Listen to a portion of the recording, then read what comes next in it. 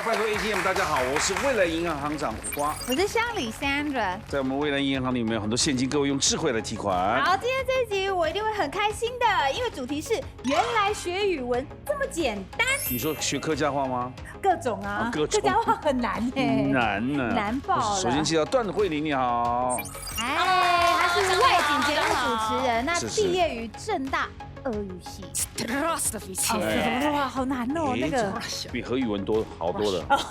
什么阿拉伯的，结果也不会讲半个句。现在已经不会了，对，但是您还是会讲俄语。哦，我讲完 Strasovich， 然后讲Меня зовут Света， я учила в университете на факультете русского языка， 之后我就不会了。还是很强，而且你那个弹舌，你刚刚讲那段是什么？就是我毕业于大学的俄文系，我的俄文名字是 Sveta 斯维塔。来，接下来介绍李建光，建光大哥又见面了，你好。你健康，你健康，我健康，大家都很健康，充满了活力，没错，带动观众朋友想要看他。接下来温翠萍，哇，建光好美啊，温翠萍。我们认识大概有30年了吧？不止喽，30几年了。不止，我出道30几年了。那现在也是设计师嘛，对不对？对，还有在兼做室内设计师。哇，好有气质哦，而且身材保持多好。对，而且翠萍姐听说也是语言天才，你会讲几国语言？我会讲流利的有国语、英文、西班牙文、日文，然后台语。干嘛在广东话，为什么你西班牙文那么会讲？因为我小时候有移民到阿根廷去，在阿根廷念高中3、4年。我今天难得请到他的节目现场，来欢迎温翠萍，欢迎您。Howard， 你好 ，Howard again， 我们又在见面了。刚刚看到温小姐这样介绍，你还不好好介绍自己？对，瞬间觉得我好像其实不太会什么语言。不是这么说，开玩笑，对不对？没有啦，我是做英文的翻译嘛，还有教学。可是除此之外，也会一点点的日语，还有德语。来，张轩你好。嗨，张轩，我的邻居。Yes。是因为是你的邻居，所以来上节目。不是，我们今天那我可以叫我隔壁的警卫来。来，没有，我今天才跟他相认的，我第一次见到他，但我耳闻有这样一个可爱的小女生住在我们家社区。是，来欢迎欢迎来，我们先介绍2位专家，首先介绍是知名历史学家吴川安教授，你好。教授好。美女新闻主播沈景阳主播你好。主播好，观众朋友大家好。来进行第1回合存款争夺赛。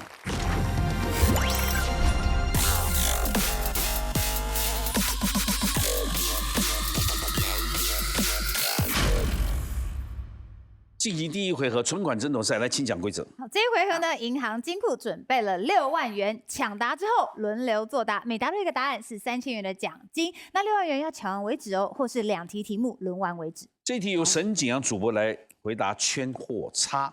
Sandra， 请出题。原来学英文这么简单。根据全球知名游学网站指出，可以让你短期之内提升英文能力的10个技巧有哪些呢？我没请讲答，都灭掉。好，不是一念完题目就要答。没有，请讲答。好。应该要多看影剧作品，所以比如说追剧啊，追剧。所以不能看字幕嘛？我觉得不要看字幕比较好，因为你字幕放出来，你等于是在对他们在讲什么。其实我会提一个很好，自己说自己很好，因为我在教学的建议是开英文字幕。因为大家会其实字幕好像就会想到中文字幕，可是其实你开英文字幕，很多时候会得到比不开字幕更多的资讯。是哦，我同意，我都是这样做，我全都是开英文字幕，你同时可以锻炼你的听跟看他那个背单词，还有看港剧也开字幕哦，不用一直盯着看，可是偶尔需要的时候瞄一眼就马上学到。对，所以不能盯着看，因为盯着看你就是说阅读啦，都在阅读，就是没有听了。对我错。正确解答。有的追剧，就是追剧或者是多看一些明星采访的那种片段，都包含在这个类别。比如说他访问好莱坞明星啊，对，所以不能再说了。加3000。张轩，把自己 surround 在那个环境里面，把自己环绕在那个环境，对，环绕什么样的环境呢？对，像是怎样的环境？交朋友。正确解答，这题应该要叫做说，可能多跟会英文的人聊天，对吧？交朋友聊天都算吧。来，请加3000。好，慧琳。我觉得游学。First of all， 因为这是一个全球知名游学网站做的调查，所以他一定希望你去游学。再来就是我自己，其实在大学的时候有到俄罗斯去游学过。我觉得在我游学那段期间，真的俄文能力有大大提升，对，更切解答。请加3000。游学哈，健刚哥。好，我觉得呢，就是要多看英语的节目，而且呢，看那种没有字幕的也很好。比如说 CNN 啊，比如说川普啦跟拜登在辩论的话，那不可能有字幕的，对不对？所以你即使考验你的听力，听说读写，但是呢，最重要的是敢讲。但是呢，看影集也可以，我看的是 CNN、Bloomberg 或者是其他的 BBC 都可以。正确解答。这题他应该想要讲的就是说，阅读跟一些英文有关的资料或是素材类型。阅读吗 ？Yes, you know me。主播 knows 主播。哎，请加3000。好，所以阅读相关资料不能讲喽。我阅读相关资料。对，好，该我吗？啊，是。我觉得一个最快的方法是教外国男女。哎呦，谈恋爱啦，谈恋爱会不会只学3个语言啊？因为总会学你很漂亮吧？不用学你很漂亮，直接啊呜吗？其实我那时候学日文也是，我就觉得说，哎，我交一个讲日文的男朋友很快。我西班牙文也交西班牙文男朋友，英文也交英文的男朋友。有缺口？你会交太多男朋友？对呀，对呀。不会啊，你就是。以谈恋爱、交朋友、学语言为目的，可是不一定真的后面要有什么结果啊，就是交朋友啊。同时学3个语言呢？太多了。找一个传你就是要push给我讲这种话。同时学3个语言，就是每一个国家都 keep 几个朋友啊，朋友而已，交朋友嘛。交朋友不一定谈恋爱了，好朋友嘛，认识一下。来对我说。答错了，没有啊？为什么？如果是谈恋爱的话，这题没有在选项上；如果是交朋友的话，有点类似像刚刚那个精通，就是多跟一些精通语言的朋友来聊天，有点类似了。所以谈恋爱都在10个技巧里面呢。没有，不可能啊！这已经是排名前3名的方式啊。不在前面，也许那个台面上啦，台面下不行。哦，我觉得要加强单字量吧，还是要多学习单字。答对了，有的。来，请加3000。很多啊，什么旅游啊，就会有这些单字。对，刚刚出国读书讲过了，游学讲过，那旅游。哦，旅游就是像就是去1个月、3个月。它是旅游哎。我感觉专家有点在皱眉头，你们换一个，可以换吗？可以换答案，赶快换答案。出国打工。出国打工。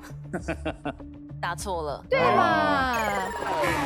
那赚我的钱，赚我的钱，属于在同样出国留学、沉浸式学习的意思一样吗？好，回到慧玲，其实我也想要回答玩游戏这个答案，因为我觉得现在有很多的 App， 就是我女儿的话，她真的是透过玩游戏，她累积单字的速度非常的快，因为她就有一个动力。那在学习的过程当中也很快乐，觉得说他得到很大的成就感。哎，对我说，答对。有。但我刚刚本来想要算你错的，这题的答案应该是说你刚讲到一个动力嘛，这题就是学习的动力，所以这题是这样子。来，该你了，建光。哦，是，让我再想一想，英语以英文来说，可是报告行长乡里。我的语言进步是因为工作的需求，因为现在台湾越来越国际化了，所以有很多的活动是双语的活动。所以我退出新闻之后呢，现在是接案子的活动主持人。所以工作需求强迫自己有这个原动力来加强语言的沟通。工作需求对我说，给不给？可以打错了，可以打叉。OK， 不在里面了，来。好，我觉得要增加一些 listening input， 就是听的输入，可能是比如说 podcast 或者是广播，可以加强对声音的认识，而不是这样来问字。来，对或错？答对了。有的。请加3000。好。慧玲是你们2个了，来。回到慧玲。我觉得准备考试吧。哦。就是有考试的时候，大家不都是高中要考大学的时候，英文最好吗？所以有压力，然后你面对一些必须要做的事情的时候，这个英文能力就会被提升。托福啦，答错，参加考试不行。那也是个动力，也是动力。这也是这个动力的范围。好，是你一个，还有3个。我有2个想法，第一个好了，就是写日记，这是我以前用过的方法，自己练习每天写一点点几行字，因为写英文日记为了写英文日记就会去想说，哎，这句话怎么表达，我可能会连带去查个字典，那我就会学到一些字的用法。对或错？答错也没有在上面。那这范围很窄哎。对，答案耶，结果大家都不是啊，没有讲。它10个里面呢，我们来看看有哪10个嘛，来。好，剩下没有讲到的还有3个。那其中先讲第一个是可以多跟一些就是社群平台上的朋友学习。假如他今天可能打了一篇什么英文的心情或是什么，你可以去试着去读一下他在写什么。看不懂也许可以问他。那再来就是不要害怕提问这件事情，不懂你就是要问。然后第3个就是没有讲到的，就是不要自暴自弃，就是可能我就是觉得我学不会啊，我就放弃啊，这样不要自暴自弃。然后我想要讲一下我自己学英文的经历。好，我不是一个有留过学的人，然后没有喝过洋墨水，但怎么学习呢？首先，我觉得学习很重要的是，你可以先看一些你有兴趣的网络影片，比方说像是之前那个什么 Ellen Show 啊，或者是 Late Show， 就是一些国外的主持人，他们访问一些好莱坞明星，然后也许在讲一个笑话，然后你听不懂，但是你就会想要知道他们在讲什么，然后我就会强迫自己把每一个字都听懂。那不懂的那个字，我会先问朋友，然后如果再听不懂的话，你就可能再多问几个人，然后会把这个字给记录下来。然后像可能之前去做一些国外的专访的时候，会强迫自己从上飞机开始就不讲中文了，然后到落地的时候，你会想办法找不同的人聊天，比方说 Uber driver， 然后比方说现场的工作人员，然后那个聊天其实是要培养一个语感。就是有时候讲英文跟讲中文的组织方式会不一样，所以你要强迫自己在那个英文的环境里面，你到时候去专访的时候，你的英文才会是顺的。来，接下来胡川安老师来举圈或叉啦，来请出题。BBC 英国广播公司曾经公布形塑思维跟影响历史的100部虚构故事，请问当中包括哪些书籍？请抢答。好难哦，这题。伊索寓言啊，1001夜一定有。好，他讲了2个答案哦。这2个是不一样的。 1001夜好了。那他就会接伊索寓言。不一定。 1001夜丢错。可以。来，恭喜，请加3000。来，电话。我喜欢历史，《三国演义》哦，我最崇拜曹操了。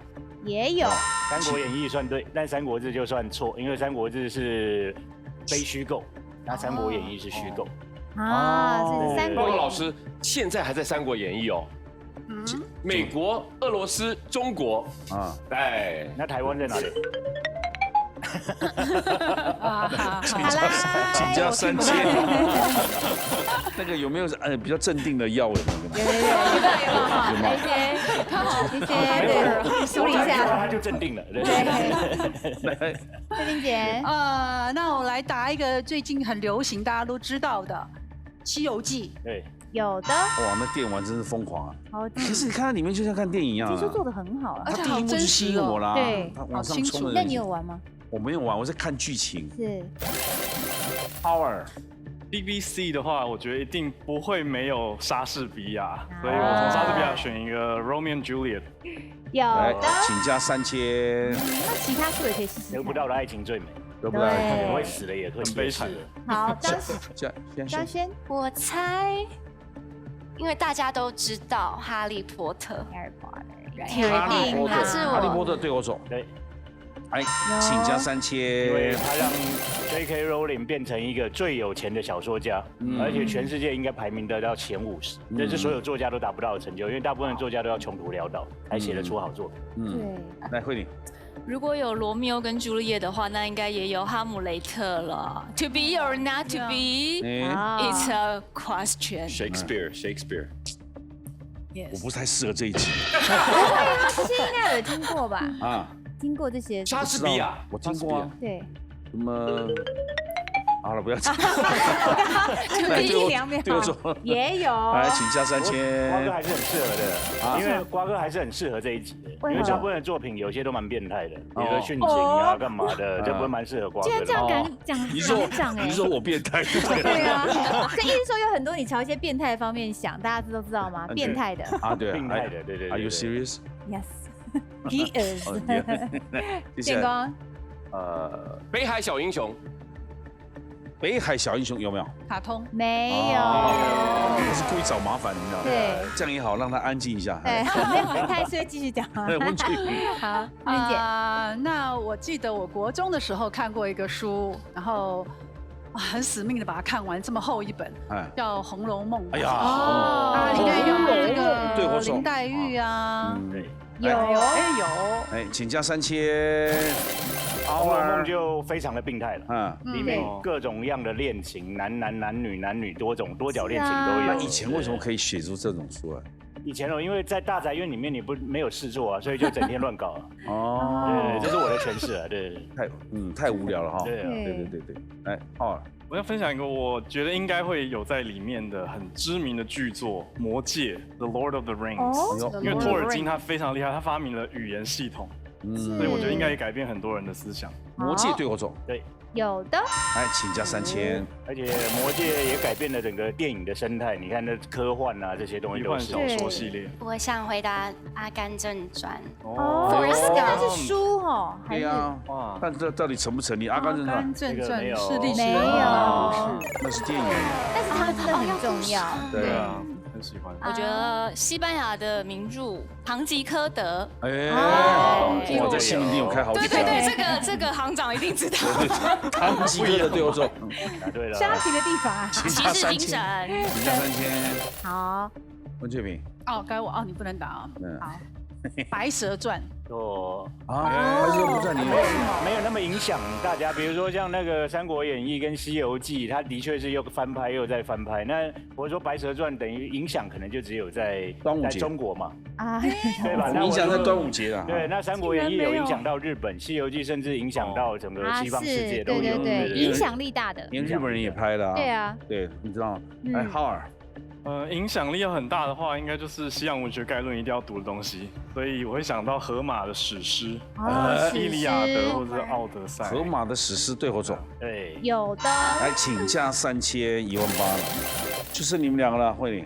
哇，有一本书已经被翻译成很多个国家的版本都有出版，大家也一定听过，因为它的书名也有被写成歌曲，就是《百年孤寂》。魔幻写实。有。这部基本上是那个，我是说南美洲很重要的作品。然后他有提出一种魔幻写实，就是它里面的情节都很夸张，但其实你去南美洲可能每天看的都是类似像这样的日常。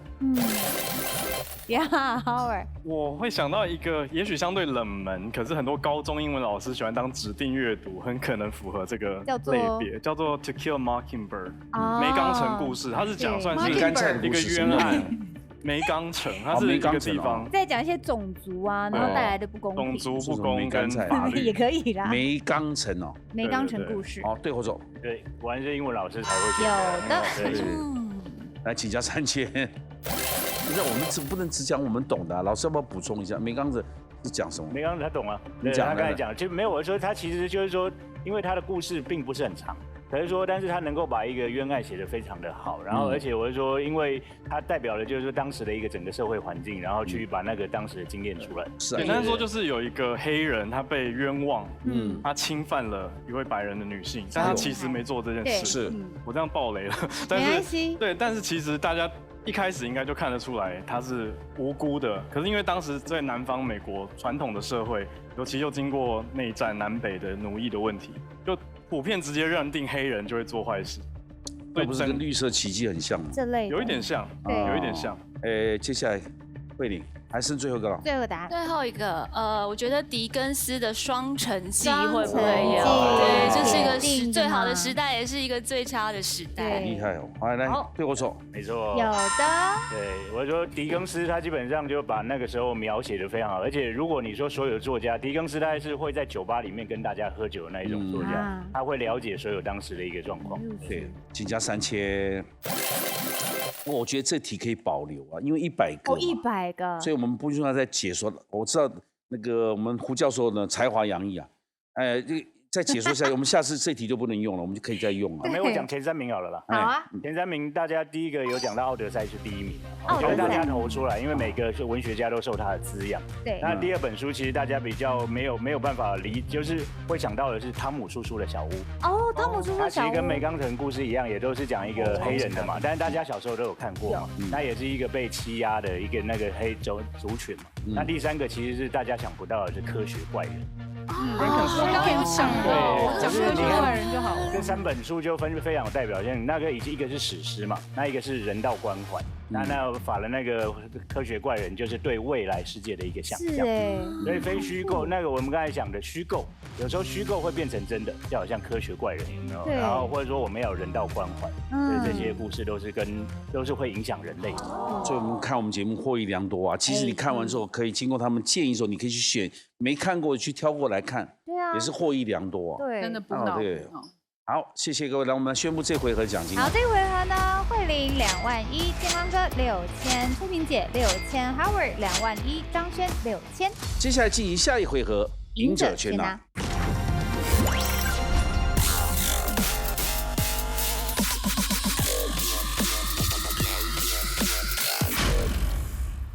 赢者全拿，Sandra请讲规则。这回合呢，同时作答 A、B 2个选项，答对的话累积奖金1个人代表1000，答错的话此轮就淘汰。是。那每一轮呢，最后留下的那一位可以把当时金库里面累积的奖金全部灌给自己。总共进行3轮，第1轮请出题。会语流利，能够结交来自世界各地的好友，但小心不要犯了他们的禁忌。请问何者是西方文化中的交友禁忌？A. 询问对方薪水 B. 对方面前拆礼物。请作答。这个是非常不礼貌的事。可是台湾现在也越来越会比较不敢问了，以前真的乱问一通。对。其实，在台湾问人家任何地方薪水，真的很不礼貌。常常有人问我说：“哎，你们上通告，一个通告费多少钱？对。你拍一次杂志封面多少钱？”是啊。我说不好意思讲。对方面前拆礼物，你买的礼物不拆才不礼貌嘛。哦，但是这个真的不太一样，因为华人世界本来是不会拆的，可是最近受西方影响，西方文化就是你一定要拆，然后拆了之后还要说，so good， 你生日 party 人家送礼物，你就放在旁边，人家会觉得。不喜欢，对不对？对，这就中西方不一样。可是我觉得那压力很大，因为有时候那个礼物你真的是觉得我的妈呀，这个什么烂东西，但是你还是要讲说，你要装得很开心啊。哦，你怎么知道我喜欢这个？这样，哎呀，我说好累哦。最近家里刚好缺这个抽马桶的。送的真好，对不对？哦，真的压力也是另外一种文化压力。是，请公布正确解答。正确答案是 A， 询问对方薪水。加5000。下面一题请出题。希腊的圣托里尼岛是知名的蜜月圣地，岛上著名的蓝白色房子，使用这2个颜色的原因之一是什么 ？A. 减少疾病传播 B. 帮助夜间照明。请作答。哦，我的妈呀！大家知道很有名，就海岸旁边都是白色的屋顶，蓝白色。对，我上次也讲过，马祖有一个地方也很像，也是这样子，也是这种海岸屋。那你有去过这里吗？还没，希腊，但是照片上常常看到啊。对啊，很漂亮。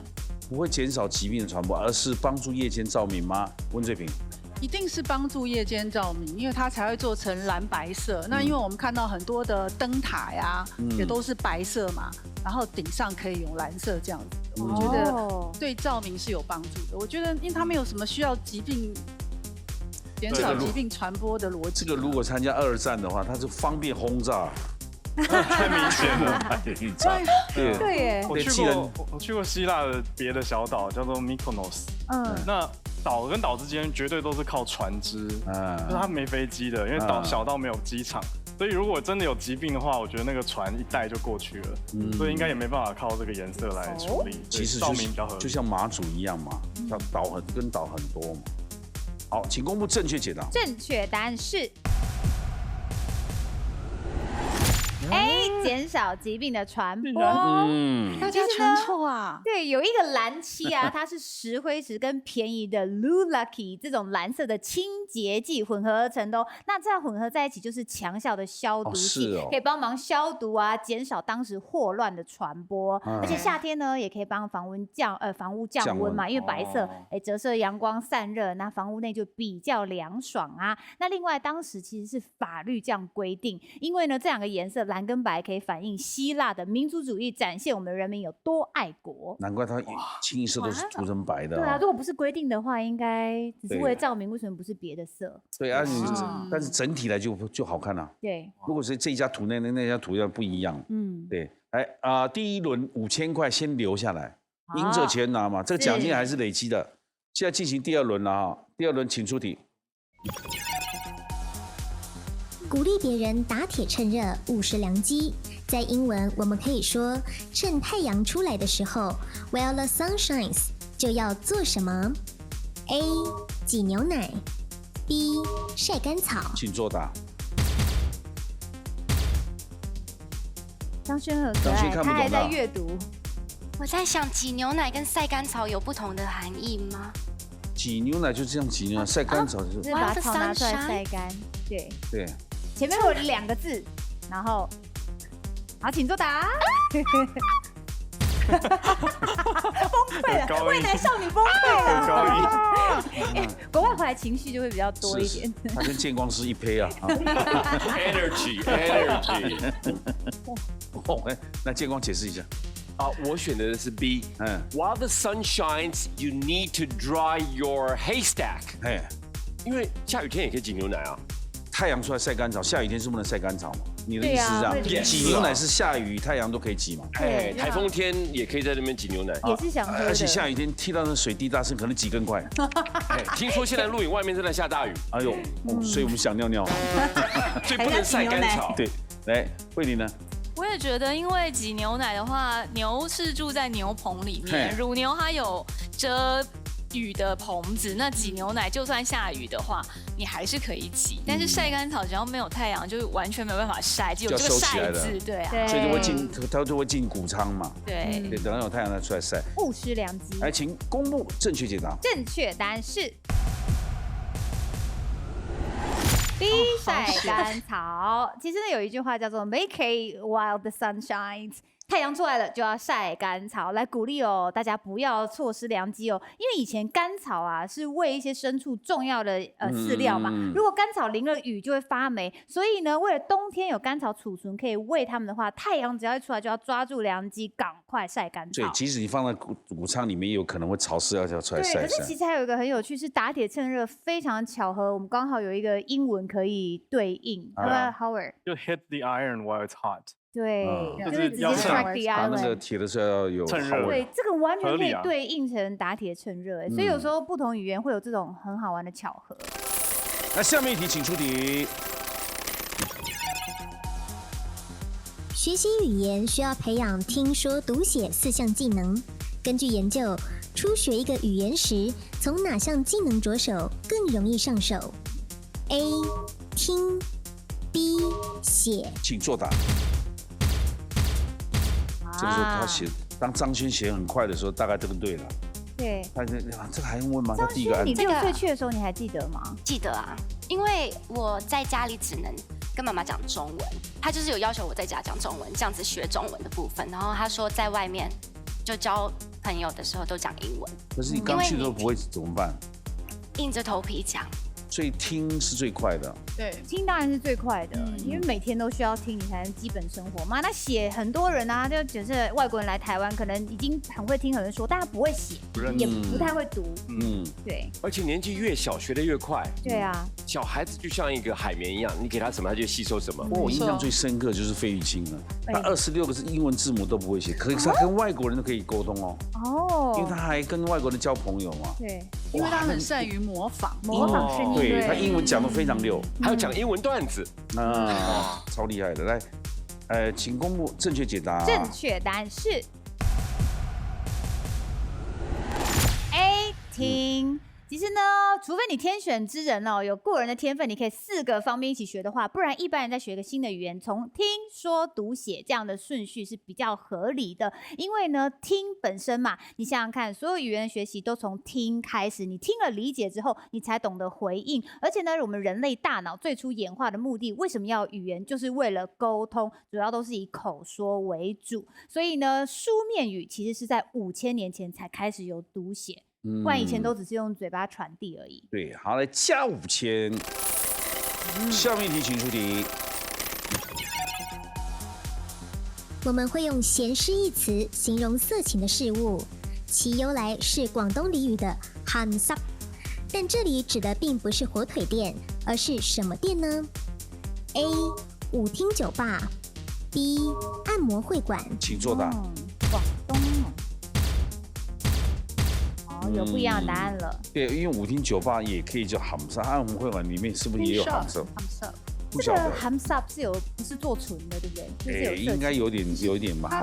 他现在用这个英文是说，它上面那个店或是舞厅或者按摩就是标示 ham shop 这样子。对，俚语就会用这个话来称呼它。广东话的发音ham shop。对，咸湿。我知道 ham shop， 我知道啊，但是它上面会标 ham shop 吗？所以你觉得按摩会馆？我觉得从我的逻辑，也只能按摩会馆咯，不然舞厅酒吧不一定会 ham shop 啊，也有 ham shop 的，但是也有不 ham shop 的。舞厅酒吧不知道 ham shop 在做什么决定。我的联想是牛肉场这类的字词，就是讲很多看得到很多肉的地方，所以我会选舞厅酒吧。哦，到处都是肉肉肉片 ham like ham shop， 好像火腿店挂满了肉。也有像你这样子的小鲜肉的肉啊，有吗？张轩呢？我刚刚也是这个，就是 ham meat， 对，肉一堆这样肉。可是你选的是 B 啊，你跟他选的不一样啊。你选的是 massage 啊。按错了。没有是 B 啊。对啊，是吧？火腿就是 ham meat 的哦，所以你选按摩蜜，对不对？对，按摩一堆人躺在那边也是一堆蜜，也是一堆蜜，对。我们还要帮张轩来顺他的逻辑润饰一下。来，请公布正确解答。正确答案是 A 舞厅酒吧。咸湿的由来呢有很多说法，其中一个很有趣的说法是说，香港变成大英帝国殖民地之后呢，租界开始出现有一些舞娘舞女，她们本身卖春啦，所以他们在的那些舞厅酒吧啊，就会开始英美人开始称这种店叫做 ham shop，然后读音呢跟广东的咸湿非常接近，就这样有趣的流传下来喽。3个请休息一下，稍作休息。剩2个喊不过来，对的，加2000。哎呦，2个刚好，现在目前17000哦，2个刚好同分哎。哎呦，所以这个马上立判高下了哦。对，那下面一题请出题。吃甜食可以带来快乐，但根据社会心理学研究，如果一个人突然想吃咸食，代表渴望舒缓哪些情绪 ？A. 愤怒与焦虑。B. 悲伤与孤独，请作答。哟，悲伤与孤独啊！悲伤，因为我想到很多的 comfort food， 就是会让大家觉得很疗愈的食物，那种宵夜很好的食物，很多都是咸食啊。那到了晚上，大家睡前可能比较是一个自我沉浸孤单的时候，那就吃一碗粥，或是去吃个炸鸡，都是很疗愈的事情。对啊，慧玲，我的想法跟浩儿一样因为像日本那个深夜的美食家，他其实都是吃串深夜食堂，对，深夜食堂都是吃串烧、拉面这些比较在深夜的时候可以让你整个人 calm down 下来的。那我觉得愤怒跟焦虑，我自己在很焦虑的时候，我反而甜食是吃得更凶了。个人的是，请公布正确解答。正确答案是 A 愤怒与焦虑。想吃甜食的人呢，比方说洋芋片啊、咸酥鸡啊、卤味啊这些咸的加工的相关的零食脑科学中有提到过一个说辞，叫做“胖在脑中央”，意思就是当你觉得心情觉得特别焦虑的时候，你会想吃这种咸食，那你就会越来越胖嘛。因为呢，咸食在心理学当中呢是可以减轻焦虑，而且降低你的一些愤怒的，所以压力大、焦虑的时候，你会特别想吃咸食。我之前都吃错，难怪我越来越越焦虑。来，下一位请回来。你们累积的奖金是17000到第3轮了，那真正叫赢者全拿，所以人人都还有机会。你们的赌很大，现在都还拿不走。对啊。来，下面一题，请出题，第3轮。法式烛光晚餐好浪漫，请问在法式餐厅享用餐前面包时，涂抹奶油之前应该怎么将面包分成2半才是正确的 ？A. 用手拨开 ，B. 用刀切开。请作答。哎，慧玲比较斯文，用刀切开，是吗？切开啊！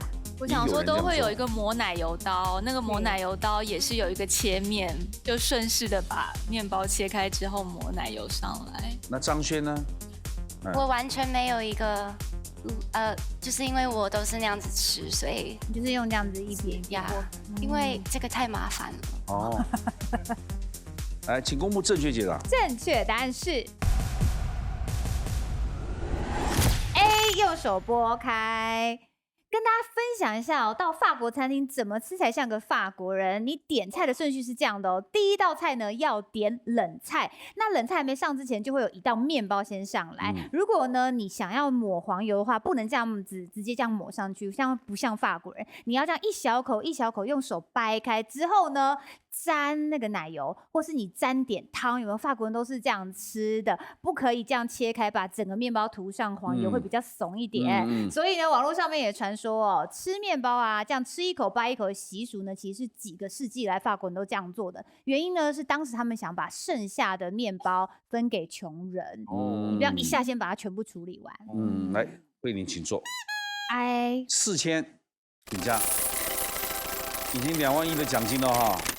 我们现在2个人最高也不过2万1啊哈。对。来，下面一题。Nice 在英文中是指美好的、愉快的。请问在最初 ，nice 其实是代表什么意思 ？A. 吃饱了 ，B. 无知。请作答。啊，好难呢。这么难哦。Nice， 吃饱了，无知。请作答。一定就是一个不好的，因为他问最初，通常都是跟现在完全不一样。Howard 怎么会选到那个？看他刚刚也很挣扎。对，有点挣扎，因为感觉古时候的人发明字词，吃饱就是一个很好的事情嘛。可是我又会用字根去想，就是感觉 n 在前面有一个否定，然后会想到 innocence， 就是否定到一个知识 intelligence 或是 innocence， 无知就对了。对，那不知道可能就会是，就是还是选了一个情况。我认为哈。Nice 是在讽刺一个人，你的答案怎么代表你的智商这么低啊 ？Nice， 反讽。那吃饱的话，我会说，I'm so full, I couldn't eat another bite。好，请公布正确解答。正确答案是 B， 无知。其实呢 ，nice 呢最初是一个否定词哦，表示无知或是愚蠢。那语言学家追踪说，nice 这个字呢到底是怎么来的？有很多可能哦，它有可能是从拉丁语的 nescius 发展而来的。那个 ne 呢就是不的意思嘛，然后 cius 就是知道的意思，合起来就是不知道、无知。那13世纪开始啊 ，nice 的意义慢慢开始有了变化啦，可以拿来说，你行为不检点啊。又再过了一个世纪呢，竟然可以开始称赞，你穿的很不错，你很挑剔你的打扮哦。那一直到了17世纪之后呢，就开始变成，这个东西很 nice， 使人愉悦。还在激战中哦，各位。下面一题，请出题。外国好友来台湾，却最喜欢吃美食。请问根据统计，外国观光客来台最爱美食，排名第1的是什么 ？A. 小笼包 B. 珍珠奶茶。请作答。好难哦。有人选不一样。小笼包是吧？因为我觉得像台湾就是鼎泰丰最有名嘛。对啊。那每次所有的外国观光来台湾，第一个就去吃鼎泰丰。台湾最有名就小笼包，因为鼎泰丰。珍珠奶茶是后面才上来的，才有珍珠奶茶。张轩，如果有朋友来找你玩，他们都最爱吃什么？美国朋友，他们一定要配手摇杯。不管吃什么，不管是不是吃小笼包，他们一定会想要。那也不一定珍珠奶茶里面配料很多。我觉得它不止，对啊，因为它红到。韩国也有贡茶。来，请公布正确解答。正确答案是小笼包。反败为胜啊！于是呢，外国好友啊来台旅游，最受欢迎的行程呢就是逛夜市。那谈论到美食的话 ，Top 5小笼包是第1名，第2名是谁？牛肉面。那珍珠奶茶，我们以为说哦，大家一定要喝，没错啦，它是落在第4名。那口味上来讲，东南亚旅客来台湾比较喜欢吃臭豆腐，那中港澳呢跟欧美国家比较喜欢咸酥鸡。哦，来，请快来，来加1000。3轮结束，这26000，请灌入温翠萍的账户。哇，反败为胜啊！现在我们来宣布他们现阶段的奖金，最后了。好，最后的奖金呢？赵慧玲21000，李建光6000，温翠萍32000，浩尔21000，张轩6000。恭喜温翠萍获得冠军，进入最终决战 Battle ATM。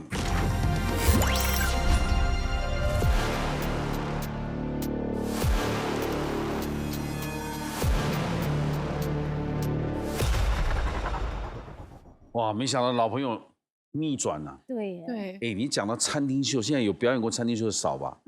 他就有表演过餐厅。而且我是搭上最后一班列车。对，那时候我记得我们也都有碰到嘛。对，我是海报的，我现在都有印象浮起来。你看，孙哇，都好朋友。但还是维持得很美耶。真的啊，因为选美小姐她对自己要求严格，会这种6、7国语言的人。真的。对。那你觉得我们行长跟以前有什么不一样？其实他跟以前一模一样，他也完全没有变。说实在，他永远是这样子的身形，是固定的。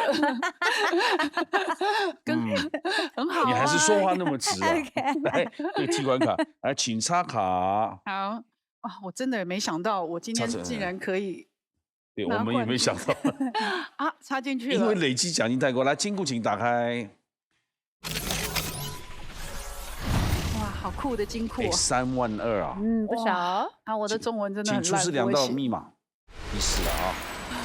2道密码呢，分别是35画总笔画35画的共患难，或是总笔画31画的逆转胜。共患难，逆转胜。比如夫妻同心，看多少血？对呀，对。夫妻同心没有到35画吗？同舟共济怎么会没有呢？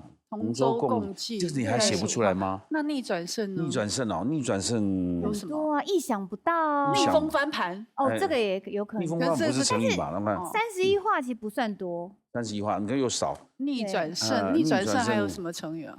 逆转胜都不知道啊。逆风飞翔，那你要选哪一个？你选笔画少，或是笔画多？我觉得选。笔画少的好，逆转胜，逆转胜啊！你事实上也是逆转胜，不是吗？对，我也是逆转胜。你看前面6000块，最后能赢21000的，来逆转胜，请锁定。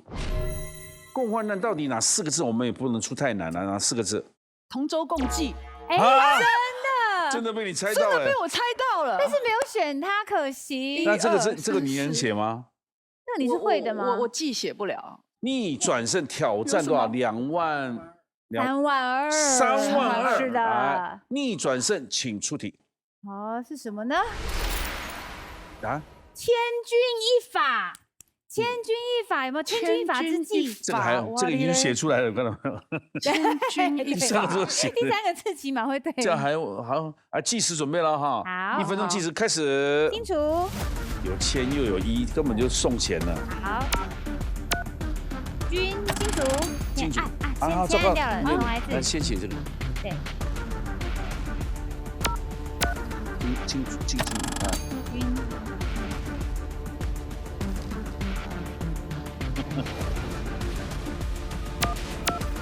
1。送钱的嘛。法真的笔画多。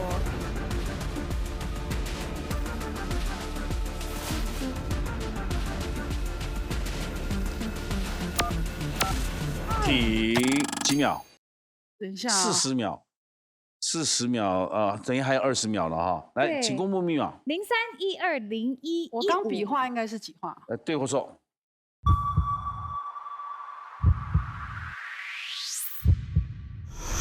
恭喜你成功了！你对了，而且写得很好而且我想说这样总共是几画？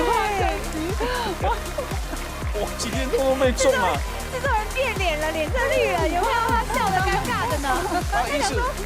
他一直说他中文不好，我们选到题目真的不好啊！然后这一场可以守住了吧？结果我会写的，一次就 OK。又出千又出一的，那根本出老千的。可是这个均还是写出来很不错。这个均跟法没有那么容易算比，我怕写要签掉一法，法少一个右边，厉害！我们看正确解答来。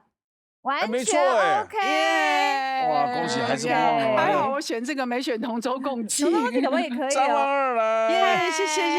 哇，温翠萍真的没想到今天来这边还有大有收获了，真的，恭喜，谢谢。回头不要因为我领了奖金，下次不敢找我了。恭喜！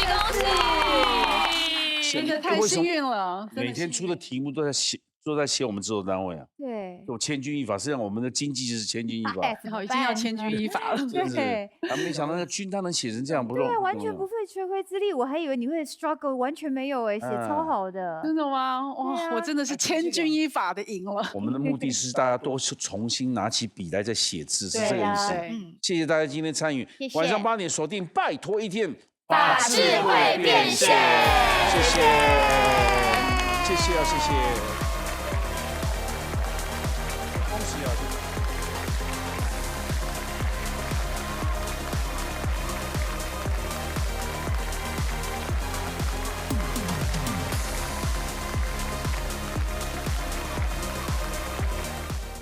！Battle ATM Who Dares to Battle？ 拜托 ATM， 谁敢来 battle？ 订阅拜托 ATM 的 YouTube 频道，等你来 battle。